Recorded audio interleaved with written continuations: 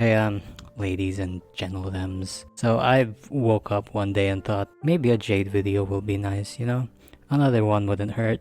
Like, aside from character assassination, we're gonna be examining why Jade is really unpopular. And this stems from a popular opinion of why Jade is a safe skip. Jade is a premium, limited, expensive unit that exists mainly to tackle one endgame mode out of the three that we have in Star Rail. Now, I'm going to show you reasons as to why that is a valid criticism, but also that it maybe isn't the be-all end-all, and I feel like there's a bunch of nuances that's being missed out. And speaking as a Jade runner with no bias, trust me, I have qualifications to talk on this topic, I think. Let's start with comparing the three endgame modes, shall we? In Memories of Chaos, it usually features 1 to 2 large enemies with sometimes turbulences that spawn trotters, so sometimes it's 3, or the usual true sting shows up and you can have 5 enemies on the screen. The thing with Memory Chaos is it's the oldest endgame mode, and since it's the oldest endgame mode we have, pretty much any archetype has already worked there. Like Erudition, when the IPC drones show up, is really good in Memories of Chaos. Destruction, when it's only 2 bosses, were actually meta. Doctor Ratio, when he was first released, decimated the Memory Zone meme and basically any single target enemy. There isn't an actual precedent that Jade and other Erudition units will be horrible forever on Memories of Chaos. In fact, the evidence kind of contradicts that. Like, if you look at past evidences and how they're gonna go, Jade isn't actually doomed in MOC and would more than likely be decent most of the time than outright horrible. She would actually perform much better than the carries that outright suck at MOC too, but I think that's pretty expected of a limited character released a few versions after. Let's now look at Pure Fiction. It's pretty obvious Jade just destroys Pure Fiction, and while the possibility exists that PF someday may sell a hunt unit, there isn't any precedent that can actually corroborate a single target PF, so I think we can throw that in the garbage for this video. What is consistent in Pure Fiction though is that the enemies are always AoE, and that the blessings are much stronger. The blessings in PF are actually so strong that I used a level 20 march on PF just for her counter. It was pretty hilarious. Like, you get stuff like that because the blessings are just too strong, right?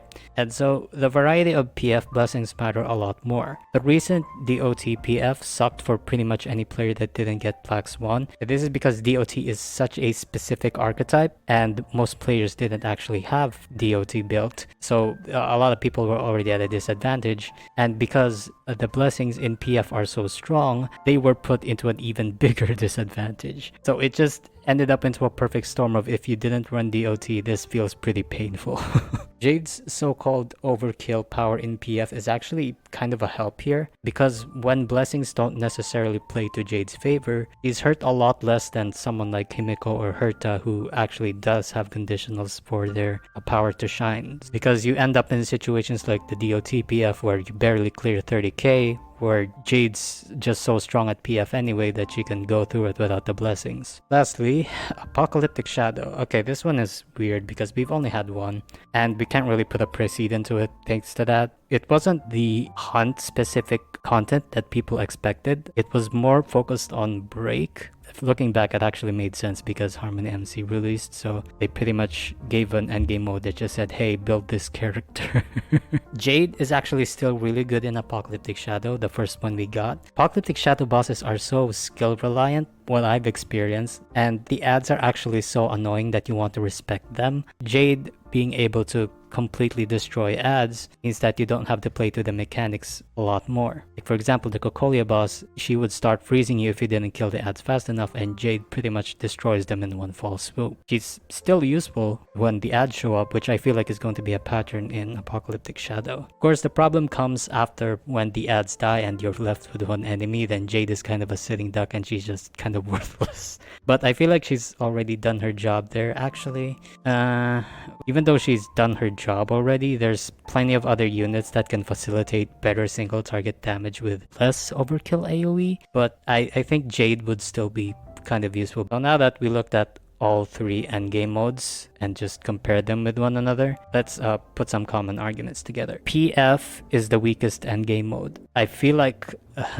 demonstrated by the DOT PF that isn't true. It's more of a character check for sure. It's kind of a two-way street, right? The blessings are strong, so you can probably carry a very dead team, but if you don't play to the blessings, you feel like shit because you don't have that extra power. So what happens is if you don't have the right characters, then you just end up failing, if that makes sense. And I feel like Memories of Chaos these days is getting easier. Again, I'm not saying that it's completely easy. I'm just saying that MOC has a lot more freedom because the buffs are comparatively weaker, that you're actually more free to run different teams and more investments into your eidolons in those types of endgame modes than the others. Whereas Apocalyptic Shadow is also a character check, but it's also a skill check because, you know, break mechanics are a lot more trickier than crit builds, and you're pretty much forced to play them in Apocalyptic Shadow. Again, there's no precedent to it though, so that may change in the future. But yeah, I don't think PF is the weakest endgame mode. I feel like it's just played a lot differently and balanced around differently. The next argument is Herta and the Himeko already exist.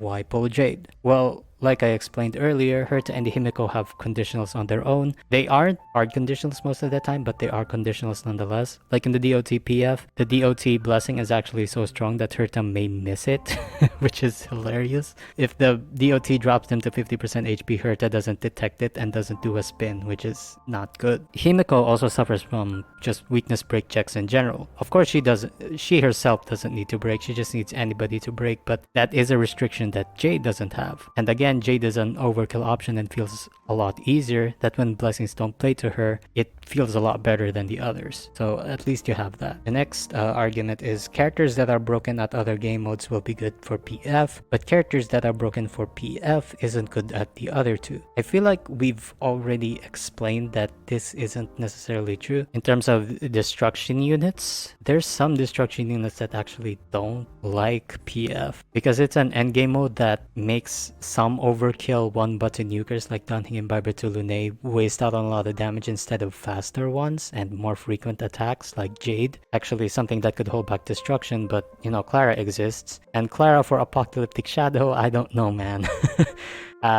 Actually, I think it would be easier to find characters that are good at all the endgame modes because I feel like there's so few of them. Okay, so I made a list of characters that I think are DPS characters that are good at all the endgame modes. Black Swan, because in AoE she's good.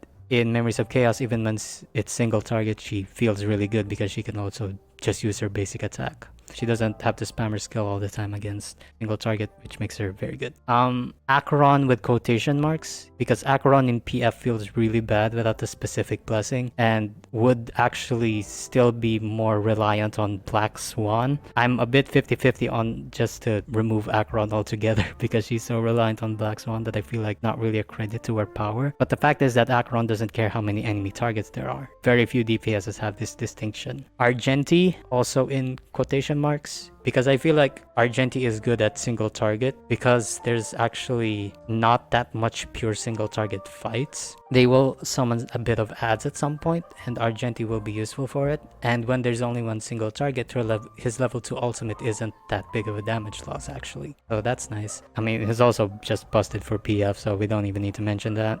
And I feel like Argenti for Apocalyptic Shadow, where there's fluctuating amount of enemies, is, you know, similarly as good as in Memories of Chaos. So yeah, there isn't actually that many units that can hold a distinction of being good at 3 endgame modes. In fact, there's probably more that are horrible at 1 endgame mode at least. A lot of them have the same sort of fluctuation in types of modes as Jade has, except Jade is at least very consistent in 1 endgame mode that she dominates, while other endgame modes are kind of a coin toss. Like, unless Pure Fiction stops being AoE, like, in my opinion, I don't think Jade being locked to PF is hardly a bad thing, considering how the other endgame modes work. But let me know what you guys think about the Jade dilemma and do the algorithm stuff, and I'll see you later. Bye bye.